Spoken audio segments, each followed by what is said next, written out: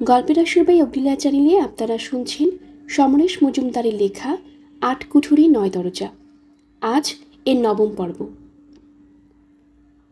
Tourist লজের ঘরে বসে দ্রুত রিপোর্ট টাইপ করছিল অনিকা তার ছোট্ট টাইপরাইটারে। ফিরে এসেও কয়েকজন সাংবাদিকের সঙ্গে টেলিফোনে যোগাযোগ করে জেনেছিল হেডকোয়ার্টার্সে গিয়ে কোনো কাজ হয়নি। ভার্গিস আকাশলালের সঙ্গে সাংবাদিকদের দেখা করতে দেয়নি। আত্মসমর্পণের ঘটনাটার নাটকীয় বর্ণনা শেষ করে সে জানলায় উঠে গেল। রাস্তা সুনসান। কারফিউ জারি হওয়া রাতের রাজপথে এখন একটা কুকুর পর্যন্ত নেই। মাঝে মাঝে পুলিশের গাড়ি ছুটে যাচ্ছে। খবরটা দরবার অফিসে পৌঁছাতে বেশি দূরে যেতে হবে না তাকে। ট্যুরিস্ট লজের একজন কর্মচারী জানিয়েছে পাশেই একজনের ফ্যাক্স মেশিন আছে। লোকটার হাতে দিলে সে ওখান থেকে পাঠিয়ে দেবে। টিভি খুলল অনিকা। সিনেমা দেখানো হচ্ছে, ইংরেজি ছবি।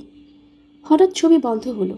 ঘোষক জানালো, আমরা অত্যন্ত উদ্বেগের সঙ্গে জানাচ্ছি যে বিদ্রোহী নেতা আকাশলালের শরীর গুরুতর অসুস্থ। তার হৃদযন্ত্রে গোলমাল দেখা দিয়েছে। ডাক্তাররা চিকিৎসা করছেন। তাকে ইন্টেন্সিভ কেয়ার ইউনিটে নিয়ে যাওয়া হয়েছে। অনেকের কপালে ভাঁজ পড়ল। যে মেয়েটি আকাশলালদের পারিবারিক কবরখানে গিয়েছিল সে কি জানতো এরকমটা হবে? সম্ভাবনার কথা সে বৃদ্ধকে শুনিয়ে এসেছিল।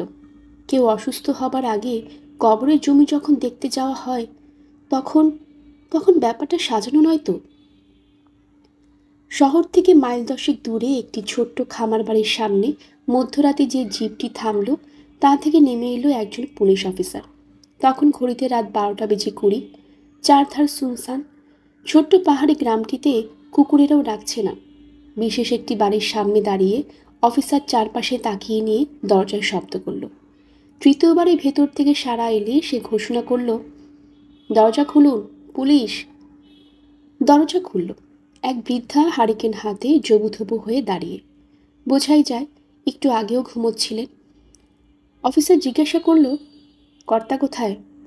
ঘুমোচ্ছে, শরীরটা ভালো নেই। আবার কি হলো? বৃদ্ধার কণ্ঠস্বরে ভয়। ডেকে তুলুন। জরুরি দরকার না থাকলে আপনার চুপসে যাওয়া মুখ দেখতে আমি এত রাত্রে আসতাম না। যান, চটপট ডেকে তুলুন। কোনো রকম বাহানা করার চেষ্টা করবেন না। অফিসার যে গলায় কথা বলল তারপর বৃদ্ধার সাহস ছিল না দাঁড়িয়ে থাকার। ঠিক 30 সেকেন্ড বাদে বৃদ্ধকে দেখা গেল হারিকেন হাতে, পরনে ঘুমাবার পোশাক। খুব ভয়ার্ত গলায় তিনি জিজ্ঞাসা করলেন, কি হয়েছে? আপনার ভাইপোর নাম আকাশলাল? এই দুর্ভাগ্যের কথা তো সবাই জানে। আপনাকে আমার সঙ্গে যেতে হবে। সঙ্গে সঙ্গে বৃদ্ধার গলা ভেসে এলো পেছন থেকে, সে কি? আমরা লিখিতভাবে ভার্গিস সাহেবকে জানিয়ে দিয়েছি আকাশলালের সঙ্গে আমাদের কোনো সম্পর্ক নেই। যদি তার কোনো খবর পাই সঙ্গে সঙ্গে এখানকার থানায় জানিয়ে দেব। মুশকিল হলো মরাটা ভুলেও এদিকে আসে না। তাহলে ওকে আপনাদের সঙ্গে যেতে হবে কেন? প্রয়োজন আছে বলে যেতে হবে। অফিসার ঘোষণা করল। মিনিট 30-এর মধ্যে বৃদ্ধকে হাজির করল অফিসার ভার্গিসের সামনে। ভার্গিস চুপচাপ চুরুট খাচ্ছিলেন। বৃদ্ধকে দেখে গম্ভীর গলায় বললেন, যাক, আপনি বাড়িতে ছিলেন দেখছি। শুনুন, আপনার ভাইপো মারা গিয়েছে। বৃদ্ধ চমকে উঠলেন। সে কি? কেন, দুঃখ উতলে উঠছে নাকি? আগে তা নয়, ওর তো অনেক আগে মারা যাওয়া উচিত ছিল, তাই। আপনি খুব শেয়ানা। আমি লক্ষ্য করেছি বুড়ো হলেই মানুষ খুব শেয়ানা এবং স্বার্থপর হয়ে যায়। যাকগে, আপনার ভাইপো হার্ট ফেল করেছে। আমরা মানিনি, ওকে স্পর্শ পর্যন্ত করিনি। লোকটা বিয়ে থা করেনি। আত্মীয় বলতে আপনি। এখন বলুন, আপনি কি পোস্টমর্টেম করাতে চান? চুরুট খেতে খেতে ভার্গিস প্রশ্ন করল, কেন? পোস্টমর্টেমে তো সন্দেহজনক ক্ষেত্রে করা হয় বলে শুনেছি। আপনি মনে করতে পারেন আমরা ওকে বিষ খাইয়ে মেরেছি। ছি, এ কথা মনে আসার আগে আমার মরণ ভালো। বিচার করলে ওর যখন মৃত্যুদণ্ড হবে তখন খামোখা বিষ দিতে যাবেন কেন? না না, পোস্টমর্টেম করাবো, কোনো দরকার নেই। ও, এতদিনে দুশ্চিন্তা মুক্ত হলাম। ভার্গিস বৃদ্ধের দিকে তাকালেন। তুমি একটি খচ্চর বুড়ো। আজ্ঞে, শুনুন, পোস্টমর্টেম যদি না চান একমাত্র আপনিই চাইতে পারেন। তাহলে ওর মৃতদেহের ব্যবস্থা করতে হয়। এই শহরে কবরখানায় আপনাদের পারিবারিক জায়গা আছে, তাই তো? আগে হ্যাঁ, তবে বেশি জায়গা অবশিষ্ট নেই। সেটা আপনাদের সমস্যা। যে জায়গা আছে সেখানেই আকাশলালকে কবর দিতে হবে। বোর্ড চাইছে পাবলিক জানার আগেই কাজটা হয়ে যাক। কিন্তু যদি আপনার এই ব্যাপারে কোনো আপত্তি থাকে তাহলে স্বচ্ছন্দে বলতে পারেন। বিন্দুমাত্র আপত্তি নেই। ছেলেটা কিছু লোককে খেপিয়েছিল, তারা জানতে পারলে গোলমাল পাকাবে। এইসব আমার একদম পছন্দ হয় না। আপনারা বেশি দেরি করবেন না। যদি সম্ভব হয় আজ রাত্রি ওকে কবর দেওয়ার ব্যবস্থা করুন। ভার্গিস অফিসারকে বললেন বৃদ্ধকে বাইরে নিয়ে যেতে, এবং সেই সময় তার ব্যক্তিগত টেলিফোন বেজে উঠল। একটু শঙ্কিত হাতে রিসিভার তুললেন ভার্গিস। হ্যালো, ভার্গিস বলছি। মিনিস্টার ফোন করেছিল? ম্যাডামের গলা। ভার্গিস সোজা হয়ে বসলেন। না ম্যাডাম, ও কাল সকালে ফোন করবে। একটু আগে বোর্ডে মিটিং হয়ে গেছে। বোর্ড মনে করছে চেষ্টা করলে আকাশলালকে বাঁচানো যেত। মিনিস্টার কিন্তু আপনার পক্ষে সওয়াল করেনি। এটা হার্ট অ্যাটাক, আমি এক্ষেত্রে অসহায়। আমি সেটা বলেছি। এখন কারফিউ চলছে বলে পাবলিক ওপিনিয়ন পাওয়া যাচ্ছে না, কিন্তু বোর্ড মনে করছে আগামীকাল শহরে গোলমাল হবেই। আপনি কিভাবে ব্যাপারটার মোকাবেলা করেন তার উপর বোর্ড আপনার সম্পর্কে সিদ্ধান্ত নেবে, ম্যাডাম বললেন। ম্যাডাম, আপনি এখন পর্যন্ত কী স্টেপ নিয়েছেন? আগামীকাল সারাদিন কারফিউ জারি করেছি যাতে কেউ রাস্তায় না নামতে পারে। আকাশলালের একমাত্র আত্মীয় ওর কাকাকে তুলে এনেছি হেডকোয়ার্টার্সে। তিনি চান না পোস্টমর্টেম হোক এবং অবিলম্বে শেষ কাজ করার পক্ষপাতী। ভার্গিস সত্যি ঘটনাটা জানালেন। বাহ, টিভিকে বলুন লোকটাকে ইন্টারভিউ করতে। ও যদি ওদের কাছে একই কথা বলে তাহলে সেটা বারংবার টেলিকাস্ট করতে বলুন। তাতে পাবলিক হয়তো কিছুটা শান্ত হবে। আপনি বুঝতে পারছেন? Yes madam. আকাশলালকে কোথায় রেখেছেন? মর্গে নিয়ে যেতে চাইনি, এখানকার ঠান্ডা ঘরেই আছে। বেশ, ওর পরলৌকিক কাজকর্মে ব্যবস্থা করুন। লাইন কেটে গেল। ভার্গিস খুশি হলেন। যাক, ম্যাডাম এখনও তার পক্ষে আছেন। শালা মিনিস্টাররা ঠিক সময় বুঝে পেছনে লেগেছে। হ্যাঁ, আকাশলাল মরে গিয়ে কিছু ক্ষতি করে গেল। ব্যাটা বেঁচে থাকলে চাপ দিয়ে যেসব খবর বের করা যেত তার পাওয়া যাবে না। ব্যাটার কিছুদিন আগে অপারেশন হয়েছিল, করল কে? নিশ্চয়ই ইন্ডিয়ায় গিয়ে করিয়েছে, আর তারই ধকল সামলাতে পারল না। দরজার শব্দ হতে ভার্গিস বললেন, কামিন। তরুণ অ্যাসিস্ট্যান্ট কমিশনার ঢুকল। স্যার, ডেড বডির ছবি তোলা হয়ে গেছে। গুড। টিভিকে খবর দিয়েছেন? এখন তো কারফিউ চলছে। চলুক, গাড়ি পাঠিয়ে ওদের তুলে আনুন। আমাদের ডাক্তার আর ওর কাকাকে ইন্টারভিউ করতে বলুন এবং সেই ইন্টারভিউটা টেলিকাস্ট করতে বলুন। বুঝেছেন? হ্যাঁ স্যার। এসব ব্যাপার 1 ঘন্টার মধ্যেই হওয়া চাই। ইতিমধ্যে একজন পাদ্রিকে জোগাড় করুন। 1 ঘন্টার পর পাদ্রি আর ওর কাকাকে নিয়ে আপনি যাবেন কবরখানায়। মাটির তলায় ঢুকিয়ে দিয়ে আমাকে রিপোর্ট করবেন। ভার্গিস হাত নাড়লেন। স্যার, জনসাধারণকে ডেড বডি দেখার সুযোগ দেবেন না? হোয়াট? আপনি কী ভেবেছেন লোকটা কি জাতীয় নায়ক? না স্যার, আসলে পাবলিক সেন্টিমেন্ট, তার জন্য ওর কাকা আছে। আমরা চাইছি কাল সকালে ওর যেন কোনো হদিস না থাকে। বেঁচে থেকে যা পারেনি, মরে গিয়ে লোকটা পাবলিককে দিয়ে সেই বিপ্লব করিয়ে ফেলতে পারে তা জানেন? সরি স্যার, এটা মাথায় আসেনি।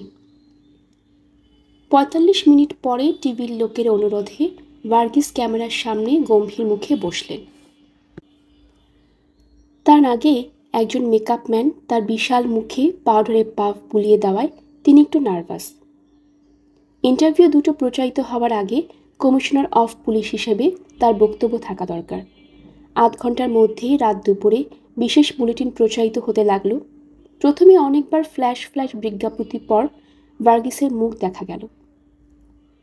আমাদের প্রিয় জনগণ, আপনারা জানেন দেশের নিরাপত্তার, শান্তি এবং সংহতি বিনষ্ট করার জন্য আমরা বহুদিন ধরে আকাশলালকে খুঁজছিলাম। গত কয়েক বছরে সে এবং তার দলের লোকেরা 212 জন দেশপ্রেমিক পুলিশকে হত্যা করেছে। শেষ শিকার আমাদের জাতির গৌরব বাবু বসন্তলাল। আমরা চেয়েছিলাম আকাশলালকে গ্রেফতার করে আইনসঙ্গত ব্যবস্থা নিতে। বিচার চলার সময় সে তার বক্তব্য বলার সুযোগ পেত। এদেশে কেউ যেমন আইনের ঊর্ধ্বে নয়, তেমনি আইনের সাহায্য নিতে আমরা কাউকে বঞ্চিত করতেও পারি না। কিন্তু অত্যন্ত দুর্ভাগ্যের কথা, আজ যখন তাকে আমরা গ্রেফতার করতে পারলাম, তখন সে যে অসুস্থ তা বুঝতে পারেনি। সে নিজেও তা প্রকাশ করেনি। গ্রেফতারের কয়েক ঘন্টার মধ্যে সে হৃদরোগে আক্রান্ত হয়। ডাক্তাররা অনেক চেষ্টা করে তাকে বাঁচাতে পারেননি। একজন দেশদ্রোহীর মৃত্যু এভাবে হোক তা আমরা চাইনি, কিন্তু আমি সবিস্ময়ে আবিষ্কার করলাম আকাশলালের নিকটতম আত্মীয়, ওর কাকা, এই মৃত্যুতে একটুও বিস্মিত নন। বরং তিনি আফসোস করছেন তার ভাইপোর কোনো শাস্তি হলো না। মৃত্যু এই বৃদ্ধের কাছে শাস্তি নয়। বন্ধুগণ, আকাশলালের মৃত্যু নিয়ে ব্যবসা করার লোকের কোনো অভাব নেই। তারা আপনাদের উত্তেজনা বাড়াবার চেষ্টা করতে পারে, কিন্তু আমি আশা করব দেশপ্রেমিক হিসেবে দেশদ্রোহীদের উস্কানিতে আপনারা কান দেবেন না। নমস্কার। এরপরে ডাক্তার এবং আকাশলালের কাকার ইন্টারভিউ প্রচারিত হলো। সমস্ত দেশ জানল আকাশলাল নেই। ক্ষোভ দানা বাঁধার সুযোগ পেল না কারফিউ থাকায়। ডাক্তার অথবা সিপির বক্তব্য বিশ্বাস করতে না পারলেও আকাশলালের কাকার কথা উড়িয়ে দিতে পারছিল না বেশিরভাগ মানুষ। ঘন ঘন টেলিকাস্ট হচ্ছিল সেই রাত্রে। জরুরি অবস্থা বলে টিভি প্রোগ্রাম বন্ধ করেনি। ভার্গিস খুব খুশি। নিজের চেহারাটাকে অবশ্য তার ঠিক পছন্দ হয়নি। রাত 2টোর পরে 3টা বিশেষ গাড়ি বের হলো হেডকোয়ার্টার্স থেকে। একটিতে তরুণ অ্যাসিস্ট্যান্ট কমিশনার এবং আকাশলালের কাকার সঙ্গে একজন পাত্রী। দ্বিতীয় গাড়িতে আকাশলালের দেহ। তৃতীয়টিতে আধুনিক আগ্নেয়াস্ত্র সজ্জিত পুলিশ বাহিনী। গাড়ি 3টে বেরিয়ে যাওয়ার আগে ভার্গিস টেলিফোন করেছিলেন মিনিস্টারকে। খুব সরল গলায় জিজ্ঞাসা করার চেষ্টা করেছিলেন, ওর কাকা চাইছেন এখনই শেষকৃত্য করতে। আপনি কি বলেন? মিনিস্টার জবাব দিলেন, দেখো ভার্গিস, আমি বিশ্বাস করি তুমি যদি সেই সময়ে হেডকোয়ার্টার্সে থাকতে, তাহলে আকাশলালের চিকিৎসা আরও আগে করা যেত। এখন যে সিদ্ধান্ত নিতে চাও নাও, তার ফল যদি খারাপ হয় তাহলে তোমাকে জবাবদিহি করতে হবে, বুঝেছ? Yes sir. Then go ahead. Minister telephone ছেড়ে দিয়েছিলেন। এখন মধ্যরাত। কোনোভাবে রাস্তায় মানুষজন নেই। ভার্গিস শুতে গেলেন না। এই লোকটা যদি আজ মরে না যেত, তাহলে এতক্ষণে তিনি মিস্টার হয়ে যেতেন। সেটা হবেন কিনা তা নির্ভর করছে জনতা কীরকম প্রতিক্রিয়া দেখায় তার উপরে। টিভিতে 3 জনের বক্তব্য শুনল অনিকা। তার ঘুম আসছিল না। টিভির সামনে বসে সে বিস্ময়ের হতবাক। একটু একটু করে সরকার থেকে কি সুন্দরভাবে আকাশলালের অসুস্থতা থেকে মৃত্যু সংবাদ প্রচার করে দিল। বিশেষ করে আকাশলালের কাকাকে হাতের কাছে রেখে তাকে দিয়ে ভাইপো সম্পর্কে বলানোর মধ্যে ভালো পরিকল্পনা আছে। সন্ধ্যের পরে সে তার কাগজে যে খবর পাঠিয়েছিল তাতে উৎসবের বর্ণনার চেয়ে আকাশলালই অনেকখানি জুড়ে ছিল। মানুষটার অসুস্থতার সম্পর্কে সন্দেহ প্রকাশ করেছিল সে। এখন মৃত্যু সংবাদ পাঠানোর কোনো উপায় নেই। হঠাৎ আনিকার মনে হলো ওরা আজ রাত্রেই আকাশলালকে কবর দেবে। দিনের আলোয় কারফিউ থাকা সত্ত্বেও মৃতদেহ বের করার ঝুঁকি নিশ্চয়ই নেবে না। কিন্তু এই ব্যাপারটায় আকাশলালের সঙ্গীরা আগাম জানল কী করে? নইলে কেউ কবরের জায়গা দেখে তাদের কী লাভ? তাহলে কবরখানা দেখে ওদের কী লাভ? পুলিশের খাতায় নিশ্চয়ই তাদের নাম আছে এবং পুলিশ তার মৃতদেহ হাতছাড়া করবে না। অস্বস্তি প্রবল হয়ে উঠল আনিকার। তার মনে হচ্ছিল আজ রাত্রে সেই কবরখানায় যেতে পারলে ও এমন কিছু সাক্ষী হবে যা অন্য কোনো খবরের কাগজের লোক ভাবতেও পারবে না। কিন্তু কিভাবে যাওয়া যায় সেখানে? একই এখন গভীর রাত, তার উপর কারফিউ চলছে। যে কোনো মানুষকে রাস্তায় দেখলে পুলিশের গুলি করার অধিকার আছে। কারফিউর মধ্যে মারা গেলে কারো সহানুভূতিও পাওয়া যাবে না, কিন্তু সেই ভয়ে বসে থাকলে খবরটা হাতছাড়া হয়ে যাবে। অনিকা চিরকালই একটু ডানপিটে। তার এই স্বভাবের জন্য সাংবাদিকতার চাকরিতে যথেষ্ট সুবিধা হয়েছে। মেয়ে হিসেবে যারা তাকে গুরুত্ব দেয় না তারাই পরে বোকা হয়ে যায়। এই রাত্রে অনিকা ঠিক করলো কবরখানায় যাবে। সেই তৈরি হলো জিন্স আর জ্যাকেট পরে, পায়ে কেটস, যাতে দৌড়ানো সহজ হয়। ঘর থেকে বেরিয়ে দেখল টুরিস্ট লজের করিডরে আলো জ্বলছে। যেহেতু এখন কারো জেগে থাকার কথা নয়, তাই একটুও শব্দ নেই। সে নিঃশব্দে নিচে নেমে এসে দেখল সদর দরজা বন্ধ। সেখানে তালা পড়েছে। তালা খোলাতে গেলে যে ডাকাডাকি করতে হয় সেটা অভিপ্রেত নয়। এক মুহূর্ত চিন্তা করে সে পেছনে ফিরল। তার ঘরের ব্যালকনি থেকে নিচে নামার চেষ্টা করতে হবে। নিজের ঘরে এসে অনিকা ব্যালকনিতে গেল। এই উচ্চতা লাফিয়ে নামা বিপজ্জনক হবে। তাছাড়া এদিকটায় একদমই খারাপ। সেই সময় যদি টহলদারি ভ্যান আসে তাহলে দেখতে হবে না। তার মানে হলো লজে ঢোকার জন্য নিশ্চয়ই পেছনে একটা দরজা আছে। সেখানেও কি তালা থাকবে? সে আবার ঘর থেকে বের হলো। ম্যাডাম, আপনার কি কোনো অসুবিধা হচ্ছে? চমকে পেছনে ফিরে তাকিয়ে অনিকা দেখল লজের সে কর্মচারীটি তার দিকে তাকিয়ে আছে। নিজেকে সামলে নিয়ে সে বলল, হ্যাঁ, আমার একটু বাইরে যাওয়া প্রয়োজন। দরজায় তালা থাকায় যেতে পারছি না। আপনি এখানে কি করছেন? আমার কথা ছেড়ে দিন, কিন্তু এত রাত্রে কারফিউর মধ্যে আপনি কোথায় যাবেন? ব্যাপারটা একদম ব্যক্তিগত। আমি আপনাকে বলতে পারি, এখন বের হলে বেঁচে ফিরে নাও আসতে পারেন। তাছাড়া এই সময় গেট খুলে দিলে সেটা পুলিশকে জানানো কর্তব্য। এই লজ সরকারি। লোকটি বলল। অনিকা ঠোঁট কামড়ালো। লোকটি হাসল। অবশ্য তেমন প্রয়োজন পড়লে আপনি পুলিশের কাছে কারফিউ পাস চাইতে পারেন। অনেক ধন্যবাদ, কিন্তু ব্যাপারটা আমি পুলিশকে জানাতে চাই না। লোকটির মুখ চোখে পরিবর্তন এলো, যেন অন্তত তাই মনে হলো অনিকার। একটু ভাবল যেন, তারপর বলল, আপনি এই দেশের মানুষ নন, তাহলে পুলিশের সঙ্গে ঝামেলা যাচ্ছেন কেন? আমি সাংবাদিক, সংবাদ নেওয়া আমার কাজ। পুলিশ যদি সেটা গোপন রাখতে চায় তাহলে আমি তাদের এড়িয়ে যাব, এটাই স্বাভাবিক। অনিকা বলল। আপনি এখানকার পথ কাটছিলেন? আমি যেখানটায় যাব সেখানে আজ বিকেলে গিয়েছিলাম। মনে হচ্ছে চিনে যেতে পারবো। খুব দৃঢ়তার সঙ্গে বলল অনিকা। আপনি নিশ্চয়ই বড় রাস্তা দিয়ে গিয়েছিলেন।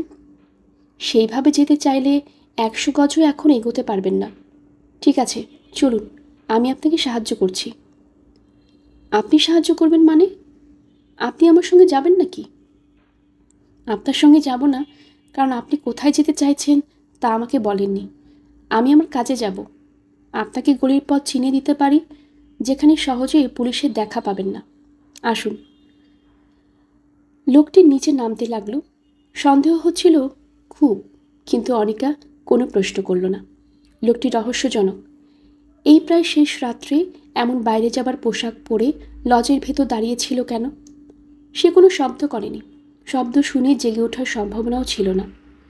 লোকটি তাকে পেছনের দরজায় নিয়ে এলো। দরজাটা ভেতর থেকে বন্ধ। খোলার আগে লোকটি জিজ্ঞাসা করল,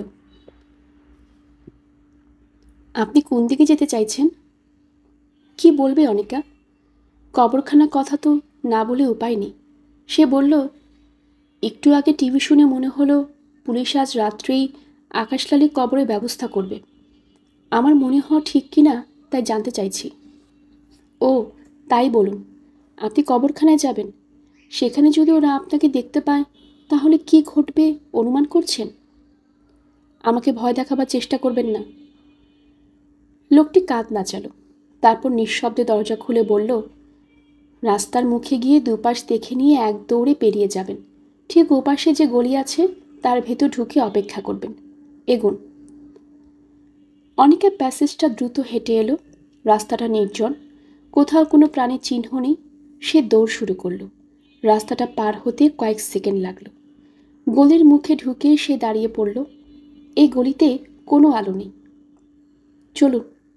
লোকটি এসে গেল। অনিকা নিঃশব্দে সে অন্ধকারে অনুসরণ করল।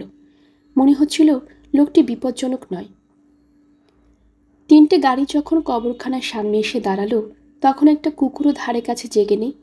কবরখানায় ঢোকার মুখে অফিস ঘরের কর্মচারীকে একজন পুলিশ অফিসার তুলে নিয়ে এসেছিল কিছুক্ষণ আগে। ডাক্তারের দেওয়া ডেথ সার্টিফিকেট অনুযায়ী খাতায় আকাশলালের নাম ওঠার পর পুলিশরাই কফিনটা নামালো। অন্ধকার কবরখানায় আলো জ্বালিয়ে সেই কফিনটিকে নিয়ে আসা হলো নির্দিষ্ট জায়গাটিতে, যেখানে আকাশলালের পূর্বপুরুষরা মাটির নিচে শুয়ে আছেন। কয়েকজন লোক হ্যাজাক জ্বালিয়ে মাটি খুঁড়ছিল। সেই বৃদ্ধ তদারকি করেছিলেন। ঘোরার সময় যাতে পূর্বপুরুষের কোনো কফিনে আঘাত না পড়ে তা খেয়াল রাখছিলেন তিনি। অ্যাসিস্ট্যান্ট কমিশনার ঘড়ি দেখছিলেন। এবার তাগাদা করলেন, তাড়াতাড়ি। কেউ কিছু বলল না। কফিনের ঢাকনা সরানো হলো। পাদ্রী পরলৌকিক কার্যকর্মে ব্যস্ত হয়ে পড়লেন। বৃদ্ধ নিচু গলায় খননকারীদের বললেন, 8 ফুট গর্ত হয়ে গেছে, আর খোঁড়ার দরকার নেই, তোমরা উপরে উঠে এসো। তারা আদেশ পালন করল। আকাশলালের কাকা হ্যাজাকের আলোয় ভাইপোর মুখ দেখছিলেন। পরম প্রশান্তিতে ঘুমাচ্ছে আকাশ। বেঁচে থাকতে খুব জ্বলতে হয়েছে ওর জন্য। এই বৃদ্ধ বয়সে বিছানায় না শুয়ে আসতে বাধ্য হওয়া, তাও ওরই জন্য। অথচ ছেলেটা একসময় কি শান্ত ছিল। পাদ্রীর অনুমতি পাওয়া মাত্র ধীরে ধীরে কফিনটাকে ভালো করে বন্ধ করে মাটির নিচে নামিয়ে দেওয়া হলো। আকাশলালের কাকা এবং উপস্থিত অনেকেই মাটি ফেলতে লাগলো কফিনের ওপর। তারপর খননকারীরা ব্যস্ত হয়ে পড়ল। মিনিট 10 মধ্যেই গর্ত বুঝে গেল এবং জায়গাটা সমান হয়ে গেল। তরুণ অ্যাসিস্ট্যান্ট কমিশনার বললেন, আপনার ভাইপোর জন্য যে স্মৃতিসৌধ তৈরি করবেন তাতে লিখবেন, মরার পর একটুও জ্বালায়নি। কাকা বললেন, মরার পর কে আর সেটা করে বলুন? তরুণ অ্যাসিস্ট্যান্ট কমিশনার বললেন, আমরা সেই রকম আশঙ্কা করেছিলাম। ব্যাপারটা গোপনে না সারলে এতক্ষণে ওখানে গোলাগুলি চলত। এবার আমাকে দয়া করে আমার গ্রামের বাড়িতে পৌঁছে দিন। আমার স্ত্রী সেখানে একা আছেন, বেচারা খুব ভয় পেয়ে গেছে। কাকা হাত জোর করলেন। মিনিট 5 মধ্যে কবরখানা খালি হয়ে গেল। শুধু তার বাইরের রাস্তায় একটি পুলিশের ভ্যান দাঁড়িয়ে রইল সশস্ত্র সেপাইদের নিয়ে। হালকা বাতাস বয়ে যাচ্ছিল কবরখানার গাছগাছালিকে ঈষৎ কাঁপিয়ে দিয়ে। প্রায় 1 ঘন্টার সময় একটা গাছের আড়ালে দাঁড়িয়ে থাকা অনিকা ভেবে পাচ্ছিল না এখন কি করবে। তার চোখের সামনে ওরা আকাশলালের মৃতদেহ নিয়ে এলো, কবর দিল এবং চলে গেল। ঘটনাটির বর্ণনা সে ট্যুরিস্ট লজে ফিরে গিয়ে দারুণ ভাষায় লিখে তার কাগজের কাছে পাঠাতে পারবে, কিন্তু তেমন কোনো নাটকীয় ঘটনা তো ঘটল না। সকাল হলেও কারফিউ চলবে। সকালের আর বেশি দেরিও নেই। সামনের রাস্তা দিয়ে কবরখানা থেকে বের হওয়া মুশকিল। যে লোকটি তাকে ট্যুরিস্ট লজ থেকে বের করে এনেছিল সে কবরখানা কাছাকাছি এসে সরে গিয়েছিল নিঃশব্দে। লোকটির আচরণ খুবই রহস্যময়। অনিকা কবরখানায় ঢুকেছিল রেলিং টপকে। ভেতরে ঢোকার পর সাপ বা বিষাক্ত প্রাণী ছাড়া অন্য কোনো ভয় ছিল না। তার এখন মনে হচ্ছে মানুষের চেয়ে বিষাক্ত প্রাণী কিছু নেই।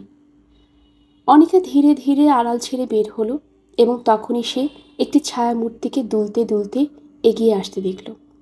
মূর্তিটি আসছে মাঝখানের পথ দিয়ে। অনিকা কাঠ হয়ে দাঁড়িয়ে রইল। এখন লুকোবার সুযোগ নেই, কিন্তু না নড়াচড়া করলে হয়তো চোখ এড়িয়ে থাকা যাবে এই অন্ধকারে। মূর্তিটি প্রায় হাত 10 দূরে এসে সদ্য খোঁড়া কবরের দিকে এগিয়ে গেলে অনিকা চিনতে পারল সে বৃদ্ধ ফিরে এসেছে। লোকটার হাঁটার ধরনের জন্যই মনে হচ্ছিল দুলতে দুলতে আসছে। বৃদ্ধ চারপাশে তাকালো। তার সন্তপর্ণে খোঁড়া মাটি এড়িয়ে পাঁচিলের দিকটায় পৌঁছে ঘাসের ওপর উবু হয়ে বসল। অনিকা দেখল বৃদ্ধ প্রথমে মাটিতে হাত দিল, তারপর ধীরে ধীরে শুয়ে পড়ে একটা কান ঘাসের ওপর চেপে ধরল। এমন অদ্ভুত আচরণে কোনো ব্যাখ্যা পাচ্ছিল না অনিকা। যে মানুষ মরে গিয়েছে, যাকে কফিনে শুয়ে মাটির নিচে পাঠিয়ে দেওয়া হয়েছে, তার কোনো হৃদস্পন্দন শুনতে চাইছে বাধ্য। হঠাৎ পিঠে স্পর্শ অনুভব করতেই চমকে ফিরে তাকালো অনিকা। দুজন মানুষ তার পেছনে কখন এসে দাঁড়িয়েছে। ট্যুরিস্ট লজের কর্মচারীটি বলল, ম্যাডাম, আশা করি আপনি যা দেখতে চেয়েছিলেন তার সবই দেখা হয়ে গেছে, এবার ফিরে চলুন। আপনি এখানে? বিস্ময় চেপে রাখতে পারল না অনিকা। আপনাকে ফিরিয়ে নিয়ে যাওয়ার হুকুম হয়েছে আমার ওপর। কে হুকুম করেছে? আমার পক্ষে বলা অসম্ভব। ভোর হয়ে আসছে, চলুন। দাঁড়ান, আমি ওই বৃদ্ধকে কয়েকটা কথা জিজ্ঞাসা করব। না, আমরা চাই না কেউ ওকে বিরক্ত করুক। আসুন। লোকটা যে গলায় কথা বলল তা অমান্য করতে পারল না অনিকা। ধীরে ধীরে সে ওকে অনুসরণ করে পেছনের পাঁচিলের দিকে চলে এলো। এখন পাতলা অন্ধকার পৃথিবীতে জড়িয়ে। পাঁচিল টপকে দৌড়ে রাস্তা পার হবার সময় দূর থেকে চিৎকার ভেসে এলো। লোকটি বলল, তাড়াতাড়ি গলির মধ্যে ঢুকে পড়ুন, ওরা দেখতে পেয়ে গেছে। কথা শেষ হওয়া মাত্র গুলির আওয়াজ ভেসে এলো, পরপর কয়েকবার। ততক্ষণ গলিতে ঢুকে পড়েছে ওরা। লোকটি বলল, জোরে হাঁটুন। হাঁপাতে হাঁপাতে হাঁটছিল অনিকা, কিন্তু তার মাথা থেকে বৃদ্ধের কান পেতে শুয়ে থাকা দৃশ্যটি কিছুতেই যাচ্ছিল না। বৃদ্ধ কি শুনতে চাইছিলেন? আর এই লোকগুলোই বা ওখানে গিয়েছে কেন? শুধু তাকে ফিরিয়ে আনতে? আর একজন তো ওখানেই থেকেই গেল। অনিকার মনে হচ্ছিল এর মধ্যে রহস্য আছে, এবং রহস্যটি কি তা জানতে হলে আজ তাকে আর একবার কবরখানায় আসতে হবে, একা। মাথার উপর যে রাস্তা, সেগুলো পড়ে আছে মরা সাপের মতো। যেহেতু ভার্গিস সাহেব কারফিউ জারি করেছেন, তাই শহর আজ মৃত। মাঝে মধ্যে দু একটি পুলিশের ভ্যান অথবা অ্যাম্বুলেন্স ছুটে যাচ্ছে গন্তব্যে। এরকম একটা পরিস্থিতিতে কাজ করতে ওদের সুবিধে হচ্ছিল। কয়েক সপ্তাহ ধীরে ধীরে মাটির নিচে যারা সুড়ঙ্গ খুঁড়ে চলেছিল, তারা আজ উত্তেজিত।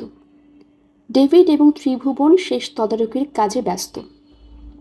কোদালের কোপ পড়ছে মাটিতে, ঝুড়িতে উঠছে মাটি, মাথায় মাথায় সেই ঝুড়ি চলে যাচ্ছে অনেক পেছনে। এত মাটি বাইরে ফেলার কোনো সুযোগ নেই, ফলে রাস্তার ওপাশে যে বিশাল বাড়ির মাঝখানে ঘরের মেঝে ফুঁড়ে সুড়ঙ্গ তৈরি হয়েছিল, তার ঘরে ঘরে জমছে সেগুলো। ওই নির্দিষ্ট ঘরটিকে বাদ দিয়ে অন্যগুলোতে এখন সামান্য বাতাস ঢোকার জায়গা নেই। জানলা বন্ধই ছিল, এখন দরজাও। বাড়িটার ওজন বেড়ে গেছে প্রচুর পরিমাণে।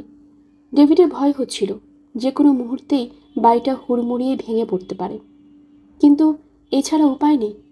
দিনের পর দিন অনেক ভেবে চিনতে যে পরিকল্পনা নেওয়া হয়েছে, তার শেষ পর্যায়ে এখন। প্রথম দিকে ঠিক ছিল সুড়ঙ্গ হবে 4 ফুট বাই 4 ফুট। সামান্য ঝুঁকে এগিয়ে যাওয়া যাবে। খাটো চেহারার শক্তপোক্ত মানুষেরা এই কাজটি করছিল।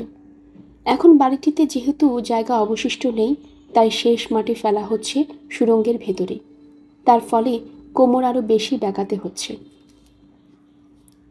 রাস্তা পার হয়ে কবরখানার ভেতরে ঢুকে খোঁড়ার কাজ বন্ধ রাখা হয়েছিল। খোঁড়ার কাজ যারা করে যাচ্ছিল, তাদের বুঝিয়ে সুঝিয়ে ওই বাড়ির নির্দিষ্ট ঘরটিতে আটকে রাখাও একটা সমস্যা ছিল।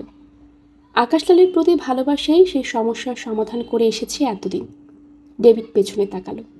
কালো অন্ধকারে দূরে দূরে ব্যাটারির সাহায্যে যে আলো জ্বালানো হয়েছে, তা পর্যাপ্ত নয়, কিন্তু দেখা যায়। মাথার উপরে যে পৃথিবী, তার সঙ্গে এই সুড়ঙ্গের কোনো মিল নেই। যথেষ্ট সতর্কতার সত্ত্বেও খুঁড়তে খুঁড়তে অন্য পথে চলে যাওয়া বিচিত্র নয়। মানুষের অনুমানের ওপর ভাবা হচ্ছে আকাশলালের কবর এখন প্রায় সামনে। ম্যাপ এঁকে মেপে ঝুঁকে চললেও যেহেতু প্রকাশ্যে যাচাই করার সুযোগ নেই, তাই শেষ মুহূর্তে ডেভিডের বুকে ভয় জমছিল। ইতিমধ্যে 12 ঘন্টা চলে গেছে। আকাশলালের শরীর এখন কবরের নিচে কফিনে শুয়ে আছে। আর 12টা ঘন্টা অতিক্রান্ত হলে আর কোনো সম্ভাবনাও থাকবে না। এখনও হৃৎপিণ্ডের কাছে একটি পাম্পিং স্টেশন ও শরীরের কয়েকটি মূল্যবান অঙ্গে রক্ত সঞ্চালনের কাজে অব্যাহত রেখেছে। সেই সঞ্চালন অত্যন্ত সীমিত। ডাক্তারি হিসেব মতো 24 ঘন্টায় সেটাও থেমে যাবে। কি করবে ডেভিড? নিজের সঙ্গে লড়াই করে সে ক্লান্ত। সিদ্ধান্তে আসা তার পক্ষে কিছুতেই সম্ভব হচ্ছে না। যে মানুষ একটা দেশকে উদ্বুদ্ধ করার চেষ্টা করেও পারেনি, শেষের দিকে যাকে প্রায় ইঁদুরের মতো লুকিয়ে থাকতে হয়েছে, সে নতুন জীবন ফিরে পেয়ে কতটা সফল হবে? ইদানিং ডেভিডের বারংবার মনে হচ্ছে এদেশে বিপ্লব সম্ভব নয়। আকাশলাল কিছুতেই বিদেশিদের কাছ থেকে সরাসরি সাহায্য নিতে চায়নি। ওর ধারণা বিদেশিদের কাছে নিজের ইজ্জত বন্ধক রেখে স্বাধীনতা অর্জন করা যায় না। টাকার ব্যবস্থা হলে অস্ত্র কেনা হয়েছে এই মাত্র, কিন্তু সেই অস্ত্র নিয়ে বোর্ডের বিরুদ্ধে যুদ্ধ করে জেতার সম্ভাবনা ধীরে ধীরে কমে এসেছে। এদেশের বেশিরভাগ মানুষ চায় তারা স্বাধীনতা নামক ফলটিকে পেরে ওদের হাতে তুলে দেবে এবং ওরা সেটাকে উপভোগ করবে। আকাশলাল যতই মানুষকে উদ্দীপিত করুক, বেশিরভাগ মানুষই তাদের নিজেদের শ্রদ্ধা করে, ভালোবাসে। কিন্তু আসল আকাশলাল যখন ব্যর্থ, তখন পরিবর্তিত আকাশলাল কি করে সফল হবে? আর পরিবর্তিত আকাশলালকে ছেড়ে তার পক্ষে থেকে মুক্তির উপায় হলো ইন্ডিয়ায় পালিয়ে যাওয়া। সে নিজের অন্ধকার ভবিষ্যৎ যেন স্পষ্ট দেখতে পাচ্ছিল, কিন্তু আকাশলাল বেঁচে থাকতে সেটা সম্ভব নয়। 12টা ঘন্টা কেটে গেল, এই দ্বিধা আর থাকবে না। কি হলো? ঠিক পেছনে ত্রিভুবনের গলা শুনল ডেভিড। সুড়ঙ্গের প্রায় শেষ প্রান্তে সে উবু হয়ে বসেছিল। তার সামনে 3জন কর্মী আদেশের অপেক্ষায় দাঁড়িয়ে। ত্রিভুবনের গলার স্বরে চৈতন্য ফিরল যেন। ত্রিভুবন বলল, আর মাত্র 11.5 ঘন্টা বাকি, কাজ শুরু করে দাও। ওপরের অবস্থা কি? এখন ভোর হয়ে গেছে, কবরখানায় কেউ নেই, শুধু একজন মহিলা রিপোর্টার লুকিয়ে কবরখানায় ঢুকেছিল, তাকে বের করে দেওয়া হয়েছে। মহিলা রিপোর্টার? ডেভিড অবাক। হ্যাঁ, কিন্তু এখনও সময় নষ্ট করা ঠিক হচ্ছে না। আমার ভয় হচ্ছে, যদি সুড়ঙ্গটা ঠিকঠাক জায়গায় না এসে থাকে। ওহ, আমি অনেক পরীক্ষা করেছি, আমি নিশ্চিত কোনো ভুল হয়নি। অতএব ডেভিডকে আদেশ দিতে হলো। কোদালের কোপ পড়তে লাগলো সামনে, মাটি পাথরে উঠে আসতে লাগলো সামনে। শব্দ হচ্ছে, অবশ্যই শব্দ বাইরের কেউ শুনতে পাবে না। কোনো ধাতব বস্তু বা পাথর বা কাঠের গায়ে আঘাত লাগলেই থেমে গিয়ে সেটাকে পরীক্ষা করা হচ্ছে। সকাল 8টায় সুড়ঙ্গের বাতাস ভারী হয়ে এলো। অক্সিজেন কমে যাচ্ছে দ্রুত। সেই সময় খুব দেরি নেই যখন নিঃশ্বাস নিতে কষ্ট হবে। সুড়ঙ্গ খোঁড়ার প্রাথমিক সময়ে যে ভয় ছিল, এখন সেটা তেমন নেই। তখন মনে হতো যে কোনো মুহূর্তে ওপরে মাটি নিচে নেমে এসে মৃত্যুফাত তৈরি করে দেবে, অথবা পুলিশ উদয় হবে। সুড়ঙ্গের মুখ বন্ধ করে দিলে কর্মরত সবাই আর পৃথিবীর আলো দেখবে না। সতর্ক করে দেবার জন্য পাহারাদার থাকলেও ভয়টা মনে চেপেছিল। কিন্তু ধীরে ধীরে যখন সেরকম কিছুই ঘটছিল না, তখন ভয়টাও মনের এক কোণে নেতিয়েছিল। সামনের খননকারীদের মধ্যে একটা চাপা উত্তেজনা। কোদালের ডগায় কাঠের অস্তিত্ব না, দিগ্ভ্রান্ত হয়নি তারা। জমি মেপে মেপে রাস্তার তলা দিয়ে পাঁচিল উপরে রেখে ঠিকঠাক কবরখানায় ঢুকে নির্দিষ্ট জায়গায় পৌঁছে যেতে পেরেছে। ত্রিভুবন গুড়ি করে মেরে এগিয়ে গেল। এবার সাবধান, আর কোদাল নয়, হাত চালাও ভাই সব। মাটি নরম আছে, সাবধানে কফিনটাকে টেনে নিয়ে এসো। বলাটা যত সহজ, কাজটা ততটা ছিল না। আকাশলালে বন্ধ কফিন বাক্সটিকে বের করে সুড়ঙ্গ নিয়ে আসতে অনেক ঘাম বের হলো খননকারীদের। কোমর যেখানে সোজা করা যাচ্ছে না, সেখানে এত লম্বা কফিন বহন করে নিয়ে যাওয়া অত্যন্ত কষ্টকর। ডেভিড বলল, আমাদের স্ট্রেচার আনা উচিত ছিল। কি উচিত ছিল তা এখন ভেবে লাভ কি? সময় দ্রুত চলে যাচ্ছে। কফিনটাকে নিয়ে যেতে হবে ঘর পর্যন্ত।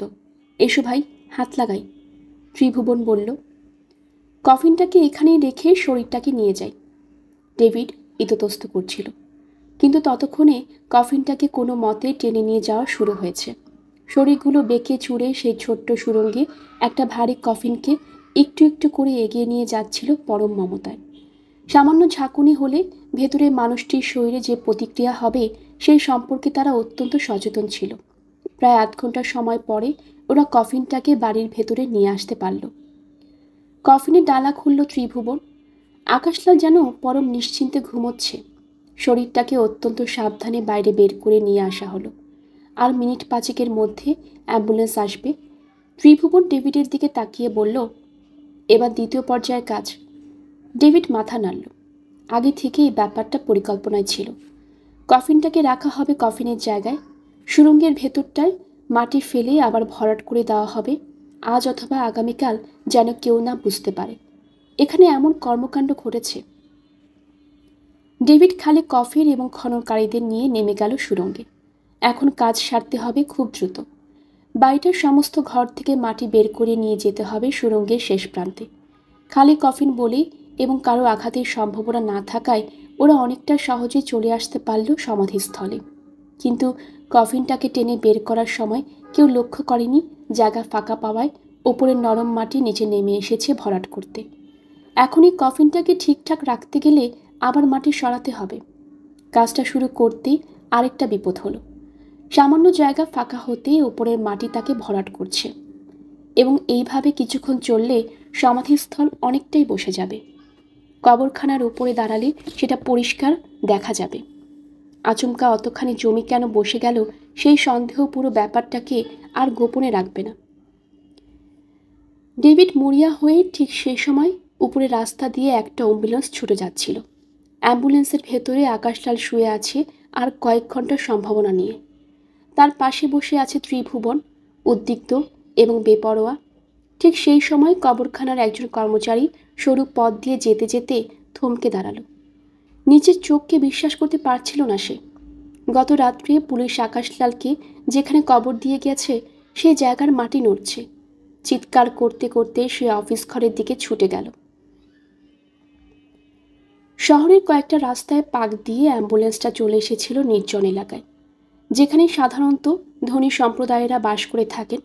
বিশাল বাগান পেরিয়ে একটা প্রাচীন ঘরের সিঁড়ির সামনে অ্যাম্বুলেন্স থামতেই কয়েকজন নেমে এলো দৌড়ে। তাদের পেছনে হায়দার। খুব যত্নের সঙ্গে আকাশলালের শরীরকে স্ট্রেচারে শুয়ে নামানো হলো, নিয়ে যাওয়া হলো বাড়িটির ভেতরে। ত্রিভুবনরা ভেতরে ঢুকতেই বড় কাঠের দরজা বন্ধ হয়ে গেল, আর অ্যাম্বুলেন্সে অত্যন্ত নিরীহ ভঙ্গিতে বেরিয়ে গেল রাস্তায়, বাগান পেরিয়ে। এই বাড়ির একটি বিশেষ কক্ষকে অপারেশন থিয়েটারে রূপান্তরিত করা হয়েছে।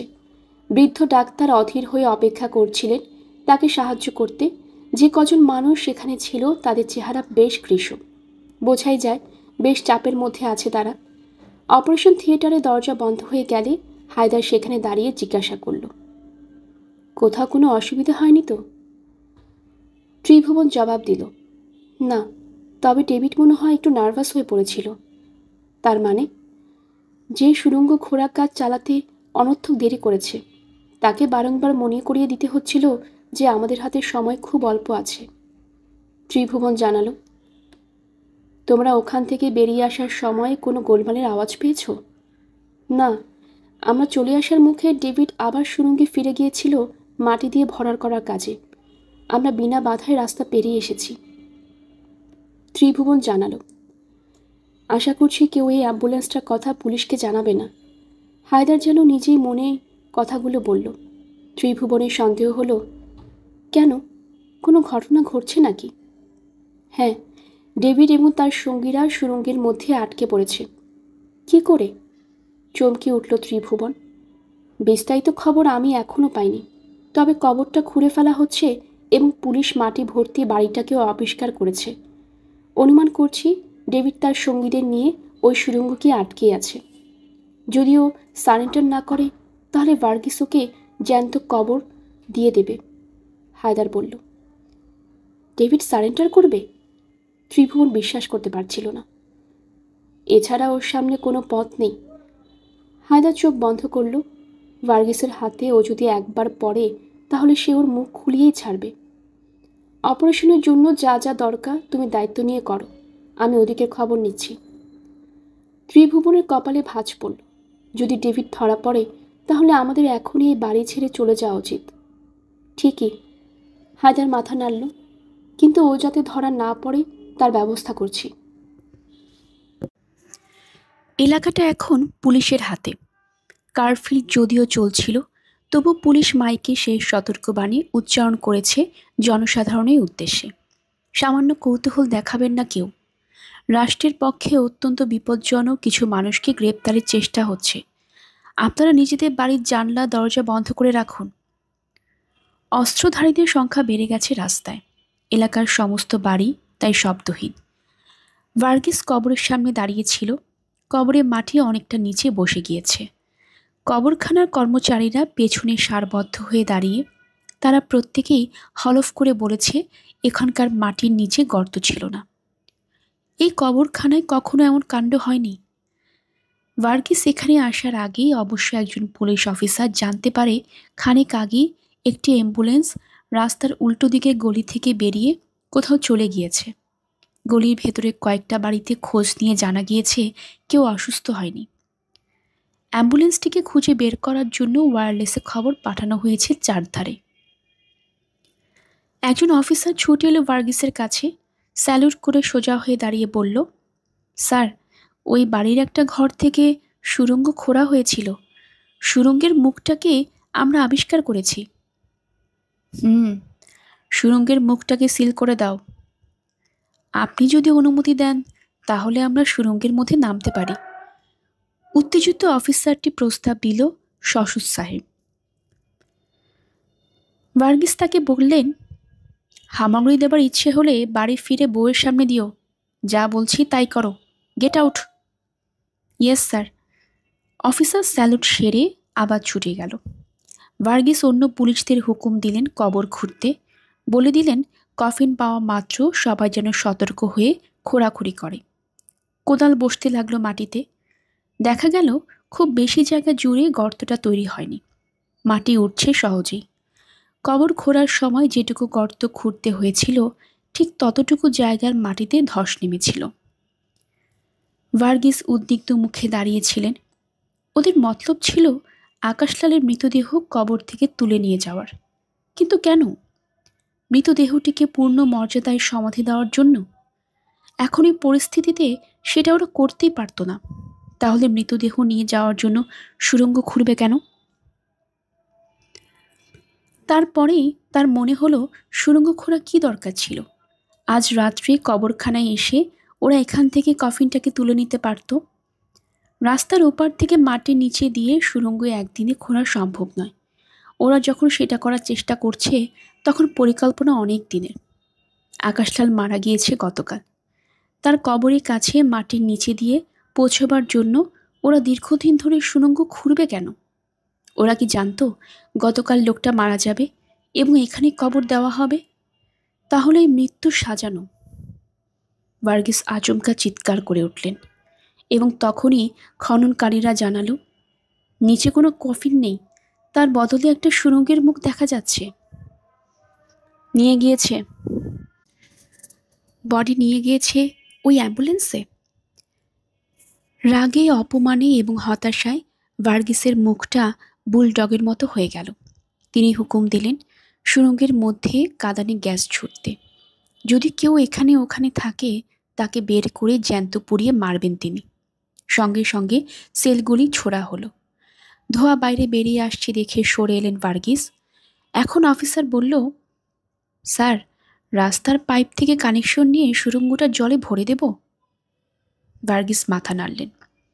তাতে সোনার চাঁদ তুমি কি পাবে? ভেতরে কেউ থাকলে দম বন্ধ হয়ে মারা যাবে। সেই ডেড বডি তোমার কোনো প্রশ্নের জবাব দেবে? আমি জ্যান্ত চাই লোকগুলোকে। মাস্ক পরে শেল ছুটতে ছুটতে এগো। ওরা বাধ্য হবে উল্টো দিক থেকে বেরিয়ে আসতে। কাজটা ওই দিক দিয়ে শুরু করো। আমরা এখানে ওদের অভ্যর্থনা জানাবো। মিনিট তিনেকের মধ্যে আর্তনাদ শোনা গেল। এক একটা মাথা কবরে গর্তে বেরিয়ে আসা মাত্র রাইফেলের বাটের আঘাত পেয়ে অজ্ঞান হয়ে যাচ্ছে। তাদের টেনে উপরে তোলা হচ্ছে, শুয়ে দেওয়া হচ্ছে পাশাপাশি। যখন নিঃসন্দেহ হওয়া গেল আর কেউ নিচে নেই, যখন শূন্য কফিনটাকেও ওপরে নিয়ে আসা হয়েছে, তখন ভার্গিস লোকগুলোর সামনে গিয়ে দাঁড়ালেন। বেশিরভাগ মানুষ তার পরিচিত নয়। শুধু একজনকে তিনি এনের মধ্যে দেখতে পাবেন আশা করেননি, ডেভিড। এই হতচ্ছাড়া আকাশলালের সাগরের ছিল। নিশ্চয়ই ডেড বডি সরাবার দায়িত্ব নিয়েছিল লোকটা। কিন্তু কেন? আঘাত পেয়ে ওর মাথার পাশ দিয়ে রক্ত ঝরছে, চোখ বন্ধ, কিন্তু মনে যাওয়ার মতো আহত হয়নি। ভার্গিস বললেন, একে আমার চাই।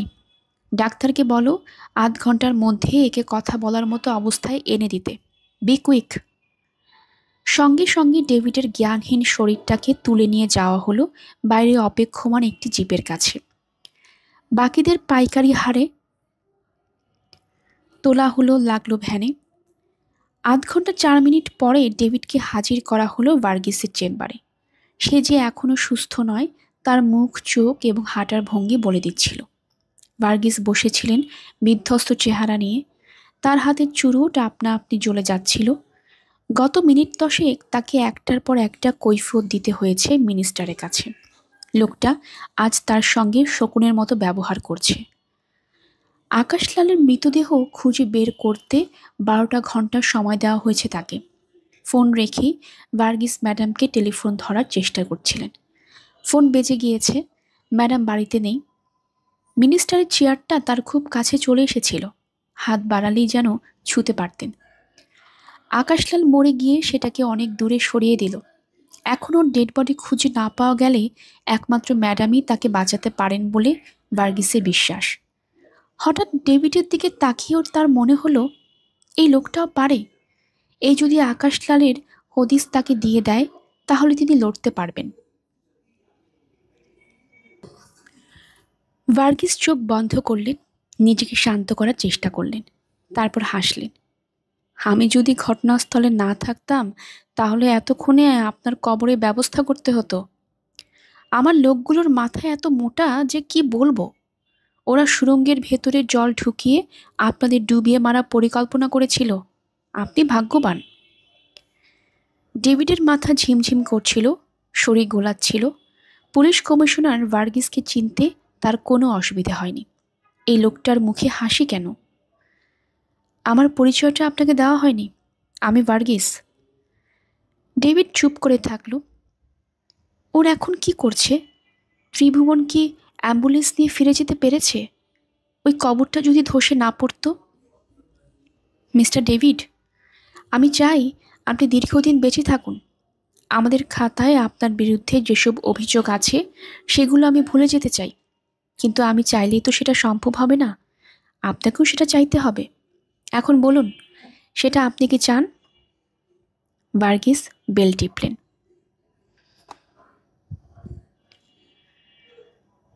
গল্পের আসর বা অগ্নিলা চ্যানেলে আপনারা শুনছিলেন সমরেশ মজুমদারের লেখা ৮ কুঠুরি ৯ দরজা। আসছিল এর ৯ম পর্ব। আপনারা যারা নতুন আমাদের চ্যানেলটি শুনছেন, কাইন্ডলি চ্যানেলটি সাবস্ক্রাইব করে নেবেন, আশেপাশে বন্ধুদের জানিয়ে দেবেন। পরবর্তী পর্ব শোনার জন্য আপনাদের সবাইকে আমন্ত্রণ জানানো হলো। সবাই ভালো থাকবেন। ধন্যবাদ।